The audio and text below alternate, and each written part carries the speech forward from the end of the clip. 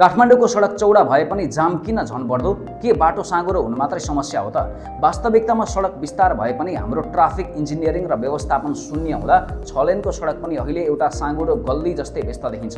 प्राविधिक रूपमा बुझ्दा सडकको क्षमता गाडीको सङ्ख्याले मात्र होइन, इन्डिसेन्डिङ ट्राफिक म्यानेजमेन्ट र सडकको उपयोगिताले निर्धारण गर्छ। चौडा पारिएका सडकका किनारमा जथाभावी गरिने पार्किङ, अव्यवस्थित बस स्टप र फुटपाथ पसलले मुख्य गुड्ने बाटोलाई खुम्च्याइरहेका हुन्छन्। जब एउटा गाडीले बीच सडकमा यात्रु चढाउन वा ओह्राल्न रोक्छ, त्यसले पछाडिका सयौं गाडीलाई रोकिदिन्छ, जसलाई बटलनेक इफेक्ट भनिन्छ। हामी अरबौं खर्चिएर ओभरपास र फ्लाइओभर बनाउने सपना त देख्छौँ, तर चोक्का ट्राफिक लाइटहरू वर्षौंसम्म बिग्रिएर थन्किएका हुन्छन्। डिजिटल युगमा पनि एउटा प्रहरीले धुलो र धुवाँ खाँदै हात हल्लाएर ट्राफिक व्यवस्थापन गर्नुपर्ने आदिम अवस्था छ।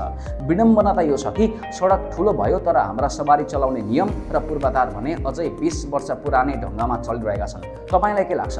जाम हटाउने सडक अझै चौडा बनाउनुपर्छ कि ट्राफिक लाइट र नियमलाई कडा गर्नुपर्छ? आफ्नो अनुभव कमेन्ट गर्नुहोला।